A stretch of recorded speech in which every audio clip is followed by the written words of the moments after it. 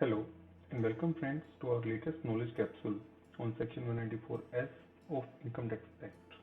This section was inserted by Finance Act 2022 and it is going to be effective from 1st of July 2022. This section requires the buyer to deduct TDS on transfer of virtual digital assets, which we call cryptocurrency as well.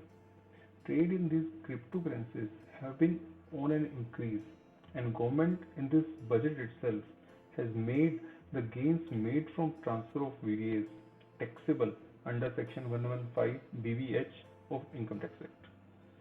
Further, to capture such transactions at source itself, section 194S has been introduced.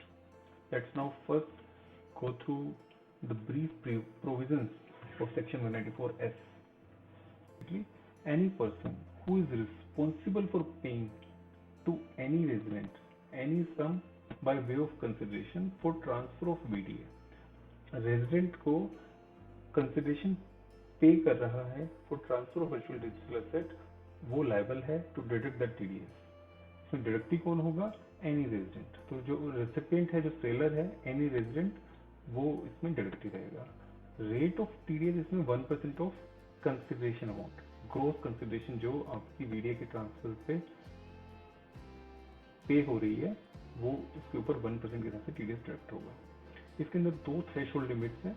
50,000 is the threshold limit in respect of specified person, और इसके अंदर specified person को उन्होंने define किया है as individual और HUF who don't have any business और professional income, plus individual और एचयूएफ जिनकी जो बिजनेस टर्नओवर है वो 1 CR से नीचे है और जो प्रोफेशनल रिसीट्स हैं वो 50 लाख से नीचे है।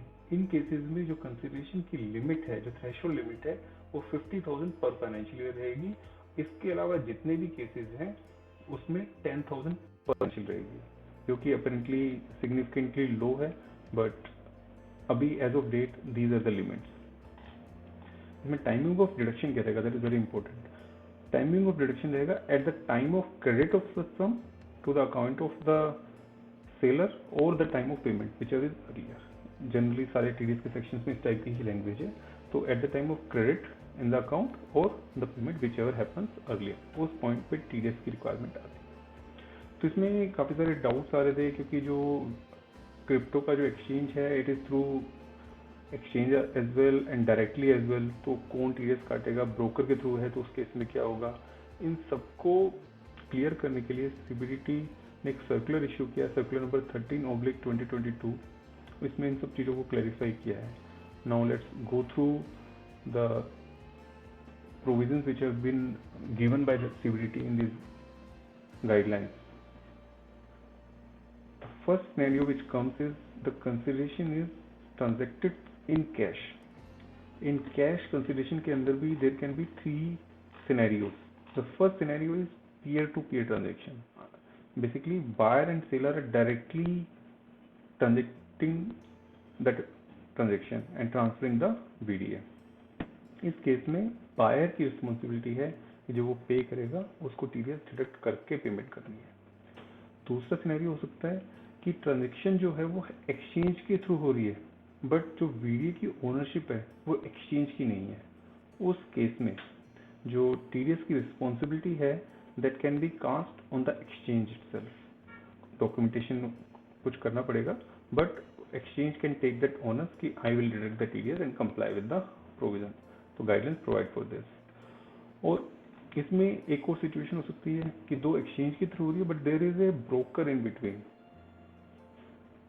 Through him the transaction is being routed. उस केस में दोनों की एक्सचेंज की और ब्रोकर की रिस्पॉन्सिबिलिटी है, बट अगर वो दोनों आपस में एग्रीमेंट कर लेते हैं तो broker can also comply with TDS provision, और एक्सचेंज को फिर टीडीएस के प्रोविजन कंप्लाई करने की रिक्वायरमेंट नहीं रहेगी। तीसरा जो कैश ट्रांजेक्शन के अंदर सिनेरियो बन सकता है कि transaction is happening through exchange, but जो वीडीए है उसकी ओनरशिप भी एक्सचेंज के पास है। सो जो एक्सचेंज है effectively becomes the seller. In this case जो लायबिलिटी है वो बायर की रहेगी, बट एक्सचेंज जो है एग्रीमेंट एंटर कर सकती है बायर के साथ कि एक्सचेंज टीडीएस के ऑब्लिगेशंस को कंप्लाई कर देगी, तो उस एग्रीमेंट के बेस पे भी exchange ये ownership ले सकती है depending on that agreement. Otherwise, the primary responsibility shall remain upon the buyer. The second kind of scenarios are in-kind transactions. Like I am holding, say, BTC and some other person is holding Ethereum. So we transact on a date and we exchange each other's cryptocurrency and there is no cash transaction per se. So in this case, what will happen? So there can be two scenarios. One is where peer-to-peer transaction is happening. So in this case, both the parties are liable to deduct the TDS on each of the videos because both are the buyer, both are sellers, and each of the parties need to pay the amount first and share the proof of payment to the other party for their part of VDS. And in case the transaction is happening through exchange, in that case, exchange can deduct the TDS based on the contractual agreement with both buyers and sellers. लेकिन इसमें एक detailed procedure उन्होंने prescribe किया है कि exchange जो है, जो वीडीए ट्रांसफर हो रहा है, से उसका जो क्वांटिटी है दैट इज 100, तो exchange would credit only 99 in the account of the buyer, and this one quantity of VDA shall be encashed and converted into money form and it shall be deposited as TDS. तो इसका एक detail उन्होंने procedure prescribe किया है, कैसे उसकी documentation वगैरह रखनी है. इसके अलावा भी कुछ क्लैरिफिकेशन सीबीडीटी ने इशू की है काफ़ी पॉइंट्स पे. सो एक क्वेश्चन राइज होता है क्योंकि सेल ऑफ VDS है तो क्या सेक्शन 194Q अट्रैक्ट होगा, तो सीबीडीटी ने क्लैरिफाई किया है in case TDS is deducted under section 194S then section 194Q would not be attracted. Then one more question, whether GST और कमीशन अमाउंट के ऊपर भी TDS डिडक्ट होगा, तो सीबीडीटी ने क्लैरिफाई किया है कि GST कंपोनेंट प्लस कोई सर्विस चार्जेस कमीशन अगर कुछ चार्ज होता है ब्रोकर का एक्सचेंज का, उसके ऊपर TDS नहीं होगा, ओनली नेट कंसिडरेशन के ऊपर ही TDS डिडक्ट होगा. देन थर्ड क्वेश्चन कम्स कि अगर कोई ट्रांजेक्शन पेमेंट गेटवेज के थ्रू पेमेंट वगैरह प्रोसेस हो रही है तो उसमें क्या पेमेंट गेटवेज की रिस्पॉन्सिबिलिटी है TDS डिडक्ट करने की, तो उसमें सीबीडीटी ने क्लैरिफाई किया है कि इन केस TDS 194S में डिडक्ट हो जाता है, उसके बाद पेमेंट गेटवे की there is no further responsibility और रिक्वायरमेंट टू डिडक्ट TDS. फिर क्वेश्चन आता है कि ये प्रोविजन जो है it is made applicable from 1 July 2022 और 1 अप्रैल से लेकर 30 जून तक अगर ट्रांजेक्शन हुए हैं फॉर ट्रांसफर ऑफ VDS, उनकी क्या ट्रीटमेंट रहेगी, weather the amount of them shall be included in the value of 50,000 or 10,000 as the case may be. इसके लिए हमने कुछ एग्जांपल्स बनाए हैं. Let's go through them one by one.